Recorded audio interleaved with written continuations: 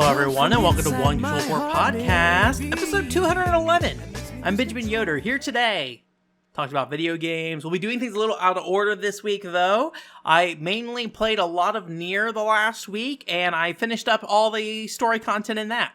So I'll be talking about that at the end of the episode. We'll be getting into spoilers. I'll be breaking it up into two sections. The first part being about, all the stuff that's in the original game, and the second part being actually stuff that they added, specifically ending E. I might not distinguish it so much outside of just the fact that one is ending E and one of the other old endings, basically.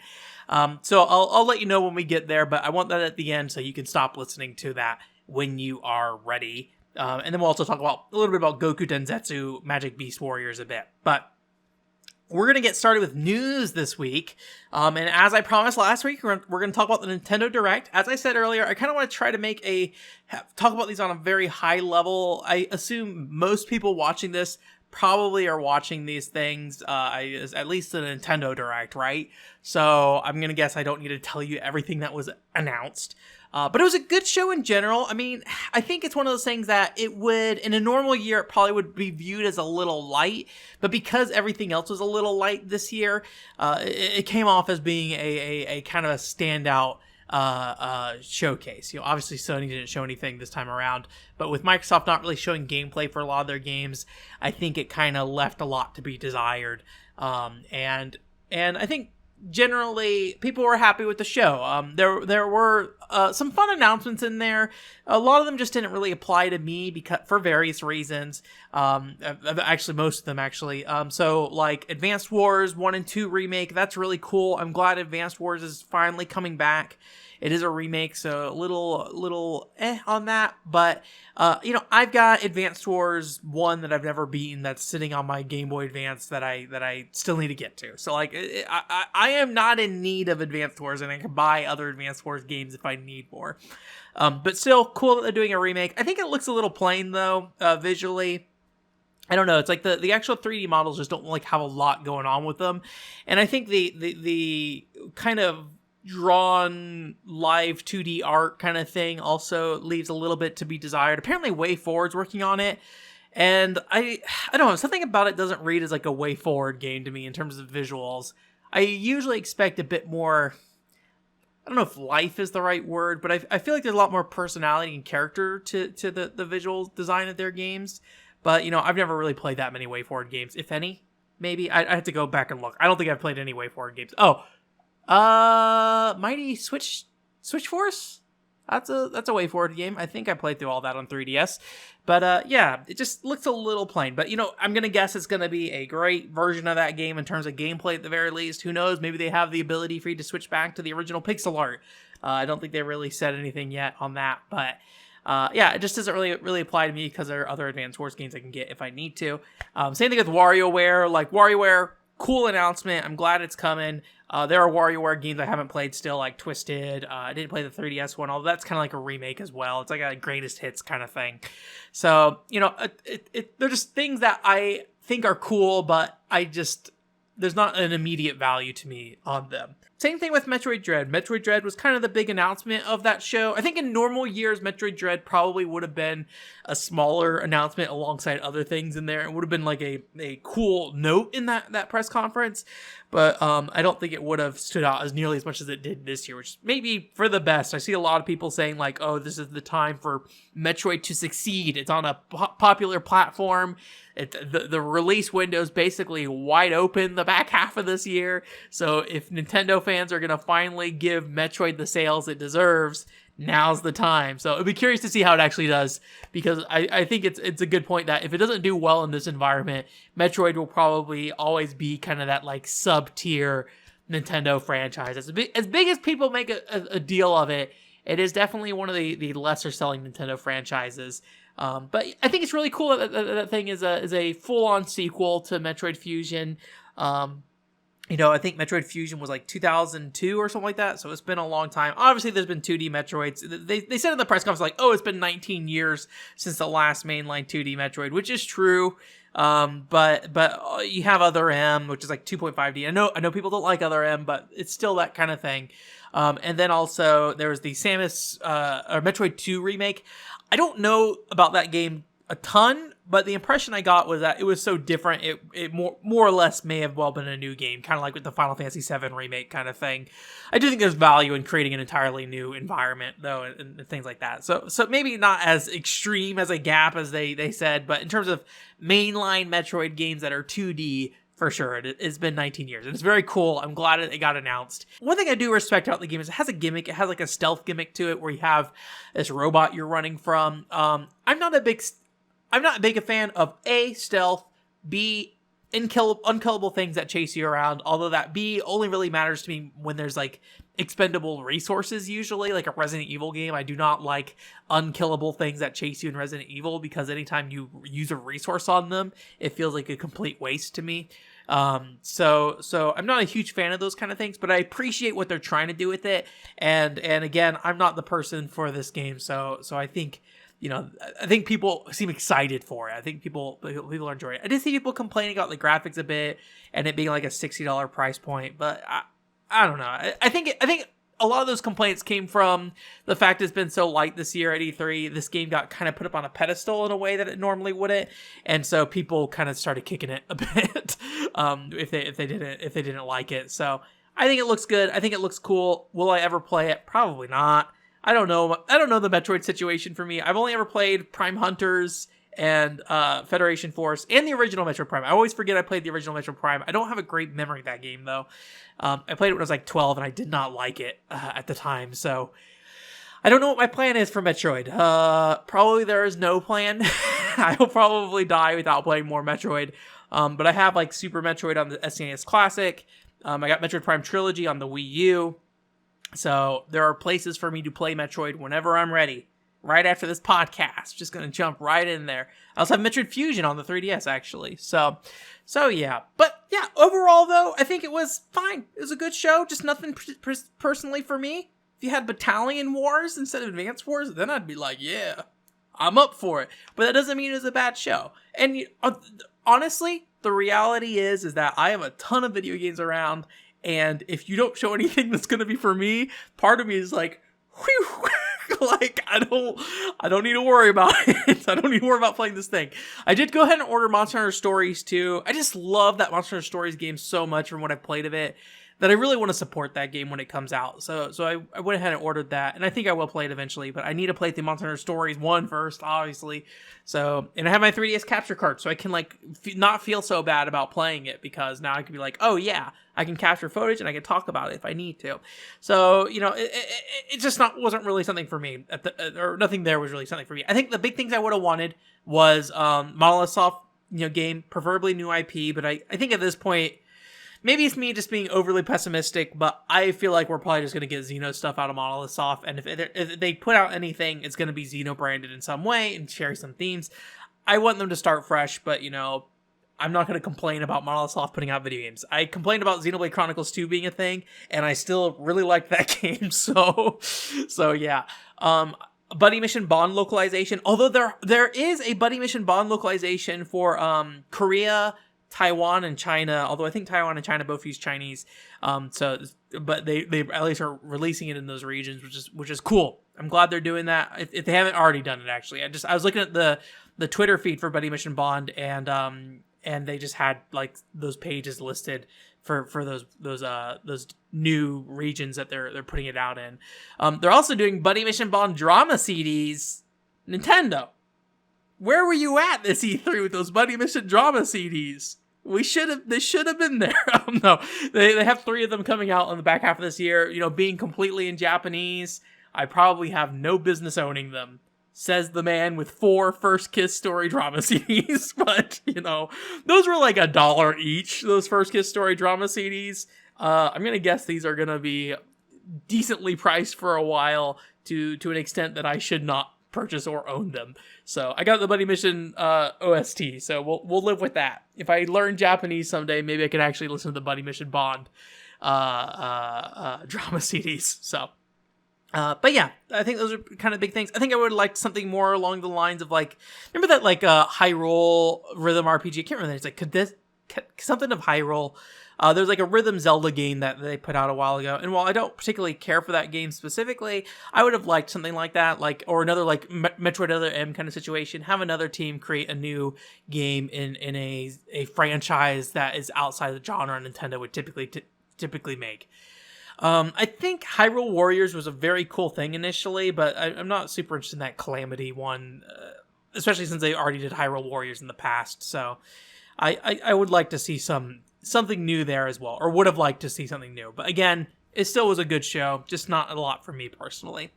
In terms of other news this week, some smaller items here, but I think they're worth talking about because some of these are follow-ups on things we've talked about in the past. Blaster Master Zero 3 was originally coming to the Xbox without Blaster Master Zero 1 or 2 being on Xbox, which was kind of a weird thing. They announced that they're actually going to release Blaster Master Zero 1 and 2 2 weeks before Blaster Master Zero 3. So cool on them. That seems very weird to be like, we're going to announce Blaster Master Zero 3 for the Xbox and then 1 and 2 for the Xbox many months later. What a strange thing. I did pick up Blaster Master Trilogy, by the way. It was probably a bad decision. And I'm going to send my copies of Blaster Master Zero 1 and 2 to a friend. I don't know. I feel like I just want to not really deal with the limited run games thing, and having the first two but not the third one. I'm just like, I'd rather just have the trilogy all in one package and just leave it at that. But yeah, I don't know. But give the copies to my friend. They give me a copy of what's that game? What's the movie? Matrix, Enter the Matrix. They gave me a copy of Enter the Matrix for the GameCube, so a trade of equal value, probably, maybe not. So I'll give that to them. Valis is getting a collection, I believe on the Switch specifically, maybe some more platforms. I only remember seeing the Switch though. If you don't know what Valis is, it's this kind of old school 2D action RPG. Maybe not action RPG is the right word. Kind of hack and slash platformer kind of thing. I don't know. It's one of those games that has like the meter that fills up, and then like when you let the meter fill all the way up, you attack and it drains it down. So like if you attack too quickly, you do like less damage, or at least that's the one I remember seeing the most. But there's a lot of games in that series, and it's got like that cool 90s anime aesthetic, lady in a bikini armor kind of thing with a sword running around attacking aliens and stuff. So I always thought that it looked visually appealing at the time when I was looking at those games, years and years ago. But I haven't never really owned the platforms they were on. I don't have a Super Nintendo or a Genesis or TurboGrafx. When it comes to 16-bit video games, I do not own many platforms at all. I mean, I grew up with Super Nintendo and things like that, but I don't own a Super Nintendo. So it's a pretty big blind spot for me. So any kind of like Super Nintendo stuff I've done throughout the last decade or so has been all thanks to Virtual Console and things like that. I think it's kind of funny that I got like so into the PCFX without like having anything to do with the PC Engine. I think most people go from PC Engine to PCFX. I don't know how I got to the PCFX. I guess through the PlayStation, right? Blue Breaker Burst 2. That is how I got to the PCFX. In that game, like the more I think about what the PCFX is, the more I think about Blue Breaker Burst 2 being very PCFX-ish. And the reason I liked Blue Breaker Burst 2 is probably why I ended up liking the PCFX, to be honest with you. We'll get more into PCFX stuff when I'm actually done with that video. Anyways, so Valis Collection, cool. I hope that comes out in the US. I think it's only announced for Japan right now. Dead or Alive Venus Vacation, speaking of coming out outside Japan, is getting a official US release, apparently. So if you don't know, there's the Japanese version of Dead or Alive Venus Vacation that was on like DMM Games and stuff like that, so on PC. And if you don't know what that game is, basically it's, Dead or Alive ladies in bikinis playing volleyball, but since it's a gacha game, it doesn't have actual like volleyball in it. It's just like feeding swimsuits into other swimsuits, which increases those swimsuit stats, and then that determines how the girls play volleyball based off the stats of their swimsuits, kind of thing. So it's very much a mobile game kind of thing. But they released this on Steam a while ago in English, but it is region locked to, I think, Asia specifically. So apparently they are finally releasing it where you can actually play it within US without having to worry about being in a different region. The publisher apparently is this publisher called Joren Johren. If you are at work, do not look them up because their website is 18 plus content across the board, which is kind of funny that Venus Vacation is on there because Venus Vacation is not an 18 plus game at all. Because if you go look at their website, it's like a bunch of the usual kind of eroge stuff you would expect from like, if you go to like DL side or certain sections of Manga Gamer or like the software category of J-List, right? It's like stuff where it's like the title of this video game is some raunchy stuff, and it's just like if you look at the box, you're like, yep, that is just pornography. That's not to say there isn't good story in there for sure. I'm sure it varies per game, right? There are games that have good story and games that are just about getting you where you need to go with your life and your body. But it was kind of funny to see Venus Vacation on there with all that other stuff, considering it's not that erotic or anything other than just ladies in bikinis kind of thing. But I think what's kind of interesting about it is that they actually run a lot of H-game gacha games on that website. And I have to wonder, how big of a player base do you need to keep those games up, right? Like, how many people are playing H-game gacha games?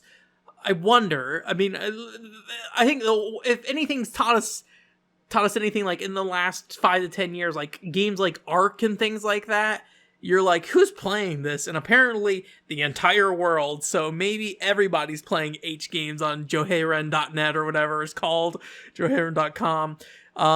So maybe it's some crazy thing. But I have to wonder just like what that player base looks like to keep all those games up and running, especially running it on like a PC. Although I think they have mobile games as well on there. So anyways, neat that it's coming over. I played Dead or Alive Venus Vacation back when it first came out in Japan, like 2017, I think. I didn't love it personally, but, in terms of gameplay, at least, it's very much that kind of feed stuff into other stuff to make things more powerful kind of thing, which I think is fine, honestly. Like, it's a solid type of those games, but there's so many of those kind of games. And then at least it has like a somewhat unique presentation. It's like, it's like, okay, you're going to be playing volleyball with these outfits that you're feeding into each other. But there's a lot of those kind of games out there. Big thing is just aesthetics and presentation and like music and things like that. Music is the number one thing. I love the Dead or Alive Venus Vacation soundtrack.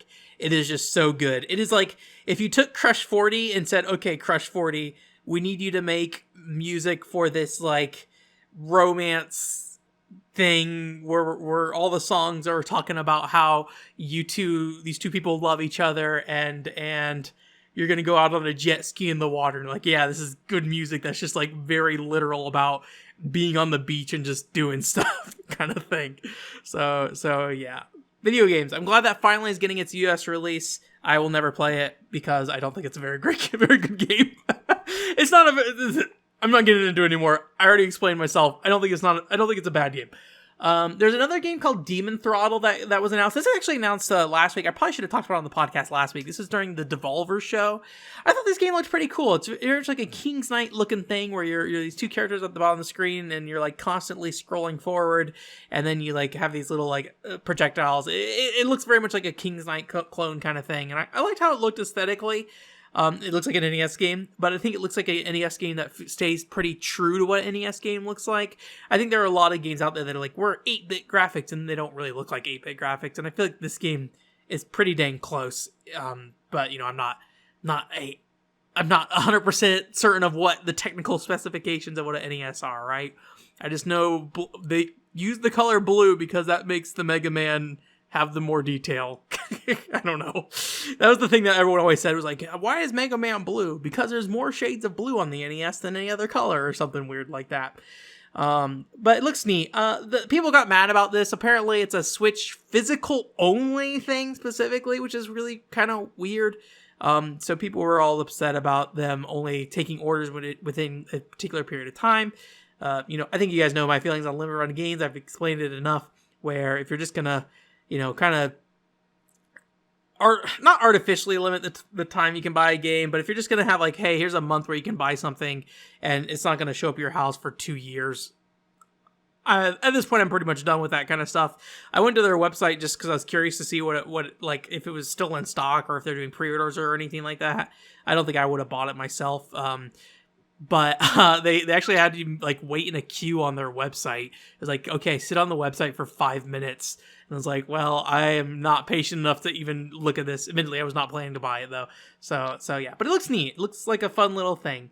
And then there's also some game called TinyKin, which is like a Pikmin looking thing, but it's got like the time and eternity, like 2D character in a 3D environment kind of thing running around. It looks pretty nice. Apparently it's the publisher of Hello Neighbor, which if you don't know, I played Hello Neighbor on this website many years ago, and I don't really know why. It's a weird game. It's such a strange thing. I don't know if I liked it or not, to be honest with you. But I'm glad I played it because it was such an odd experience. Just from the fact of not even like being like, oh, the game's story is odd or something. It's just like this broken PS4 game that was like super physics based, and then you could just like do random garbage, like shove tables through walls and hit levers and open gates that way, and like everything was just like so. I don't want to say poorly put together, but very loosely put together in a way that like everything felt like it's gonna fall apart at every moment of the way. Maybe it's something about the PlayStation 4 version specifically, but yeah, I don't know. That thing was such a weird thing. But anyway, same publishers apparently as that game. So Hello Neighbor, apparently one of those other games where like every other person in the world has played it, but I never see anybody talk about it ever. So that's pretty much in terms of new stuff I want to talk about this week. So that is that. In terms of games I played Goku Densetsu, Magic Beast Warriors, which if you don't know what that was, we actually played it on stream a little while ago. If you look at the YouTube, you'll see a post called Become Monkey or something like that, and that's me playing that game. If you didn't see it on stream though, it's basically a straightforward 2D fighting game. You know, it's based off the Journey to the West thing. So there's a guy named Goku, that's a monkey man, not actual Goku from Dragon Ball Z, and then a bunch of other characters that are probably also similarly named to other Dragon Ball Z characters because those are based on the same thing. It's fine. It's just Street Fighter inputs to do specials. You know, it's a little budget, a little rough in some ways, but it feels good to play. So I think that's all that really matters. But it doesn't have any kind of unique gimmicks as far as I can tell in terms of gameplay. So I more or less was just like, okay, whatever I can do to get me through this video game, I will do that. So I very much just kind of cheesed out most of the enemies by doing like an overhead swing and then like this like poke with Goku's rod kind of thing. And most of the AI did not know how to really deal with that. So I was like, okay, I'll just kind of shove my way through the game with this. It does have a story mode, but it's only one story mode. So even though you can select multiple characters, all the characters are together in a group essentially as you go through it. So they are all involved in the cutscenes. The big gimmick and fun thing about this game is that everybody is in full body like rubber suits. So it's like a dude in a suit as playing Goku kind of thing. It's just like video recorded on a green screen basically, with really weird backgrounds. It's a really fun thing to just like sit down and spend a little bit of time with. The biggest problem is that the continue system, you can run out of lives. So if you don't really figure out the game initially or how to cheese it initially, you know, you might have to continue a few times or start over from the beginning a few times rather. I had to continue about 4 or 5 times or start over about 4 or 5 times. But once I found the way that I could cheese it, then I was like, all right, I'm going to go through this without any resistance, and basically got through it without losing once or if I just lost like individual rounds or something like that as well. So it's just like a fun thing to kind of look at. I'm glad I found it and bought it blindly. You know, if I had looked it up beforehand, before buying it, I probably would not have picked it up just because I would have looked at it and be like, huh, this is a weird thing, and then left it at that kind of thing. I actually thought it was going to be like a 2D action game kind of thing, which I would have preferred, but you know, I got what I needed out of it. Fun people in costumes, and then in the credits, like the fun thing is in the credits, they have like production shoots too, so you can see the dude who's in Goku's outfit with his mask off, just like sitting there smiling, and then there you see everybody like standing in front of a green screen, and like some guy talking this one person through their lines or something. It's like a fun thing. I like those kind of things. It would be kind of neat to see more games that put like their staff in credits again. I feel like that's less of a thing these days. I think credits are like a really interesting part of video games because they're such a wide range of how credits are handled. Because you have games that are just like black screen, movie theater, we're going to dump text at you. And you're like, okay, it's going to be 20 minutes of me sitting here waiting to see if something's after the credits, right? But then you have stuff like Resident Evil 4 where, they used just art and things like that to tell a story, and they tell a story about like what happens to the village before you even get there. I think that stuff's really cool. And then what I also really love is things like Phantasy Star Online's, where they kind of like shove you in these different screenshots, and usually they aren't actual screenshots of anything happening, which is fine. I understand. I would prefer there to be actual screenshots. I think Final Fantasy 15 might have had your like prompto pictures in the credits, but I don't remember for sure about that. But I do appreciate like putting your creative character in the credits as well in like different scenarios. That's always kind of a fun thing as well. But yeah, like I think of like games like Tony Hawk and things like that. I feel like they had it in their credits as well for those, and I feel like I would like to see more of that kind of stuff, but maybe there's problems with that these days. Like I know like Easter eggs are really hard to put into video games now because like there's just so much that goes into them, and like the QA testing, and then the potential of like, hey, somebody put an Easter egg in, then tell somebody that we put South Park on the Tiger Woods PGA Tour game disc, and like, A, we don't own South Park, B, this is an adult cartoon on this E for everybody game, basically. So I definitely get like wanting to clamp down on that stuff as the game industry has gotten bigger. But yeah, I really appreciate a developer who spends time putting effort into the credits. I've kind of lost interest in like the play the credits thing. I don't know what it is. It's just like Smash Brothers and Monkey Ball and things like that. Maybe because playing the credits is always just feels like a shallow experience for the most part. It doesn't really mean anything. It feels like something that just keep your fingers busy while you're just like hanging out on that credit sequence. And I feel like most of the time it doesn't have a lot of value. I think there is space to do something really cool there. I'm going to guess some game somewhere has done something really neat with that. Was it like Call of Duty Modern Warfare 1? Did that have like a credit sequence that was kind of neat? I'm trying to remember. Oh, they do like in Call of Duty games, they do like those little like set pieces with like the characters standing around and stuff like that. And I think there's one where like you can press a button and all the characters just start shooting you kind of thing. It seemed like a really fun thing. I forget what game that was. Call of Duty, I have not played anything in those games, or I haven't played any of those games since Modern Warfare 2, basically. That series seems like it's doing alright. It seems like they're doing fun things with that series, and I'm glad they are. Maybe it could get a little more goofy, but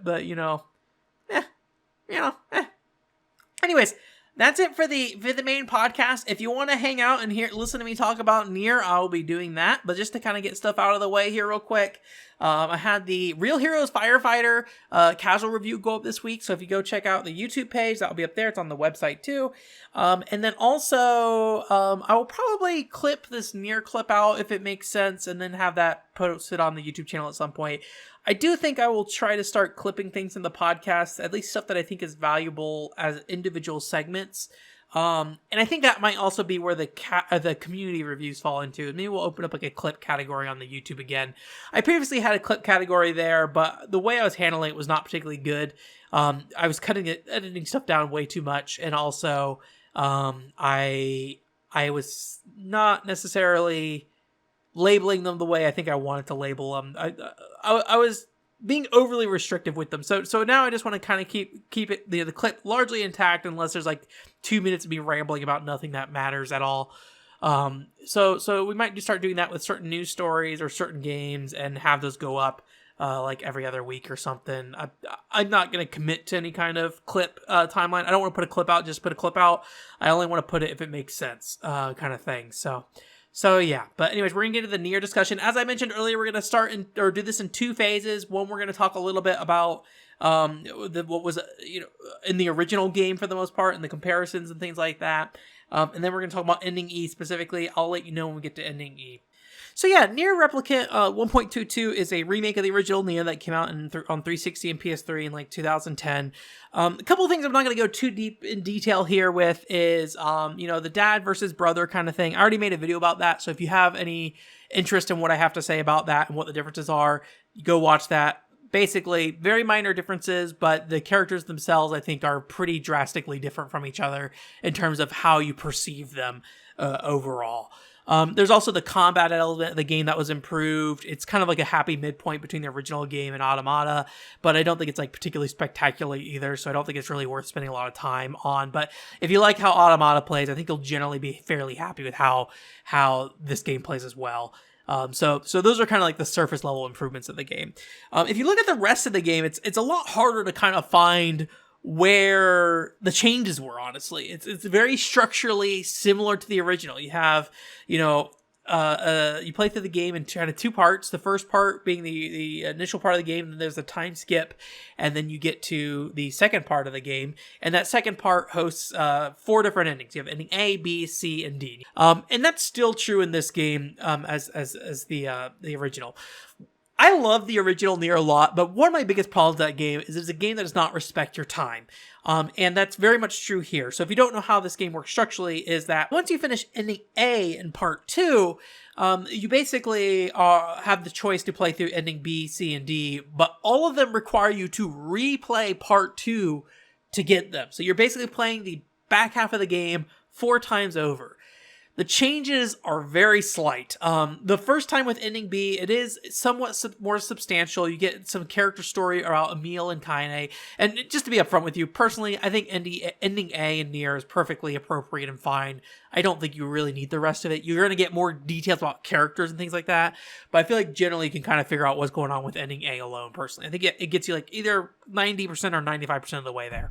But anyways, ending B is still worth playing, like if you enjoy the game. But you're going to be doing basically the same stuff gameplay-wise. And you get like these little text sections where you learn more about Kaine and Emil.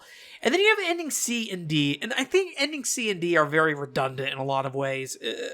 Mainly because a couple things. One is there's like these sections about Popola and Devila that are, these are the characters that betray you at the end of this game. So they basically try to give you a bit more insight into those characters, but they could have very easily fitted that stuff into ending B. And then ending C and D are basically an extension of ending B in a lot of ways. So it is just this thing where it's like these 2 extra endings at the end feel a little unnecessary. I think they probably could have even gotten rid of ending C entirely, to be honest with you. Because like ending C does some stuff with NieR and Kaine romantically, but overall story-wise it doesn't really have a lot of value. So I think they could have either implemented that some way into the ending B, or even, honestly, I don't think the romance stuff with NieR and Kaine really makes a ton of sense, or at least it doesn't feel necessary. So I feel like you probably could just throw that out, to be honest. And then just focus on having ending B and then wrap ending D into ending B with that. So it's kind of crazy that they structurally did nothing to this game, and in some ways made it even worse because they actually made the second half of the game even longer. There's a section of the game that was originally intended to be in there that they actually cut out initially. So it's cool that they added it in with this release, and it definitely feels a bit more modern than the rest of the game in a lot of ways. But it is a section of the game where you're like on this boat, and it's a forced walking section, which is fun and fine the first time you go through this boat. You learn more about what's going on in the boat, read some text, and then you fight this girl, essentially, that is actually a shade or whatever. But when you're doing this 3 more times, the forced walking is just like a, oh my god, please, NieR, please move faster kind of thing. And it just feels like, they could have, I don't know, them asking you to replay the game so many times, like, and adding a forced walking section just seems like a weird choice to make on that. We're about to transition to talking about ending E a little bit, so I'm going to warn you now, if you don't want to hear about ending E, we're going to get into that spoiler territory here. So with ending E specifically, you have to play through the beginning of the game again. So like it gets like even worse because then you're playing through that first half of the game yet again. Like admittedly, it's not part 2 again at the very least, but it's just so much replaying the same stuff with so little change. And so to some degree, you do kind of learn to get through the game as fast as you can, but there's just not any value to it at some point, especially when you start losing, there's less and less story stuff to really get out of it. The ending E, like drive from, point A to point B where you need to get to start seeing ending E is basically unchanged even. So it's just like, oh my god, please, I just need some new content out of this video game after I spent, 12 to 15 hours just burning through the same stuff over and over and over again. I've seen some people say that, like, oh, this is Yoko Taro doing his usual trolling thing, so you shouldn't think too much about it, and I get it, I guess, but it's not a good excuse to me, honestly. It's just, like, it just feels like instead of touching the game, they decided that they're just going to kind of leave it intact. And I think there's some value in that. But I think there was a lot of space that they really could have improved the structure of the game in a remake. And just leaving it alone, I think, does not, it was already known to be a problem in that original game. So leaving it alone, I think, is just them being too scared to do anything to touch it with that. But yeah. Anyways, Ending E specifically, getting into that, is very cool content-wise, though. Like, basically, it's a section of the game where you get to play as Kaine, which is very cool. They should have implemented that earlier, in my opinion, probably play through Ending B as Kaine or something like that, personally, is what I would want. But you get to play through this last, like, hour of the game as Kaine, and she has a unique play style. It's very fun and fine to play through. It's not anything super special, but she's a very fast and aggressive character in a way NieR isn't really. Maybe closer to, like, what you would expect out of a Automata, actually. But it is a bit more grounded still, and it's not too mashy again, which I think is my biggest problem with the Automata, is just it being very mashy. So you gotta kind of go through this area, and it eventually kind of transforms into a very, like, Automata-like environment. You're inside of a computer system, and there's, like, a bunch of metal and stuff like that too. So in that regard, I think it's a little. I think it does a good job of not becoming cheap in the way that it references Automata. It feels like it's very aesthetic kind of thing, but it's not really something that is like, oh, here's 2B here, and 2B is going to be like Kaine or something like that. Like, it does not do that, thankfully. It just basically kind of connects those two worlds as being computer simulation kind of stuff, or at least the computer stuff part of that world. I'm not a NieR lore expert. As much as I like NieR, I'm very dumb, straightforward boy when it comes to storytelling, and I will not really read into that stuff, and I'm sure somebody could tell you the significance of it. But aesthetically, I think it's like a nice thing, and they do a lot with this final boss fight you do with Kaine, where you kind of go through a boss rush of the game, but they kind of rework the boss fights in a way that make their challenges, the fights, a little bit more interesting. So I think that's a fun way for them to kind of reuse those assets while also making a new experience kind of thing. So it's a very fun thing to play through. Again, only like an hour though, and you have to play through the second half of the game 3 times over, and then the first half of the game again once time over. So I don't think it's really worth it for most people. Probably you probably can just go look it up on YouTube and feel good about it. But it is a fun section of the game, that much I will say. You get a lot more of like Emil and Kaine dialogue, which is good. It's well written dialogue in that section of the game for sure. My problem with Ending E, unfortunately, is that it is a ending that undermines the rest of the game, in my opinion. Kind of, if you don't know what happens at the end of Ending D, basically, you get the choice to give up your existence for Kaine, so Kaine can live on.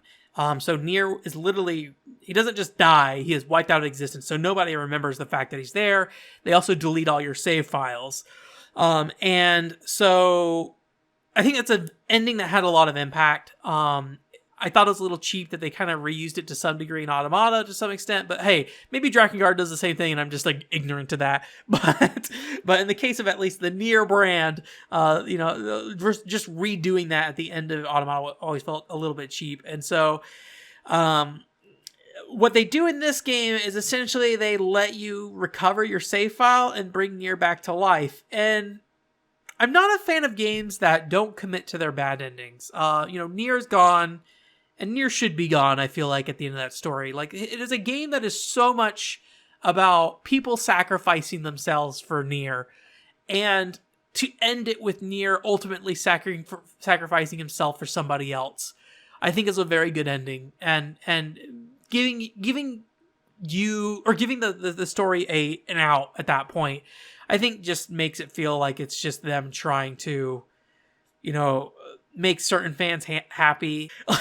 Like, I think more games need to commit to those bad endings, so they make the impact that they make, and it's not bad for a game to end on an ending like that, in my opinion. But it's just always this, like, I don't know what it is, this feel of a need to make sure there's a happy ending for everybody all the time, which just, I don't think that's necessary in storytelling. It's just probably my biggest pet peeve with video games is just anytime you can get an out on that stuff. Like, commit to your story choices is my opinion. And Ending E doesn't commit. You bring NieR back, and it kind of gets rid of the impact of ending D. Apparently this is something that was already in like a book somewhere that was released after the game came out, the original game came out. I don't care what's in a book. Like that's not a part of the video game in my opinion, if it's canon kind of thing. Like in terms of actually talking about the video game itself, you know, I think ending D was a really big impactful ending, especially at the time where you had to basically wipe out everything you had about NieR. And if you want to play the game again, you have to start over from scratch basically. And I just think it kind of undermines that a little bit. Anyways, I do want to say though that the remake for NieR Replicant is very good game overall. Though it is the better way to play that game probably. My one grief at this point really is just the Papa NieR not being in there as an option. You should at least be able to choose Papa NieR. You know, Automata sold well enough that I really think the budget would have been worth it to go and implement that character personally, but you know, whatever. It's not that big of a deal. That's me griefing on my own. So, but yeah. Anyways, that's it for this week. I already did all my plugs and everything, so thank you so much for coming. Otherwise, I will talk to you next time. Bye.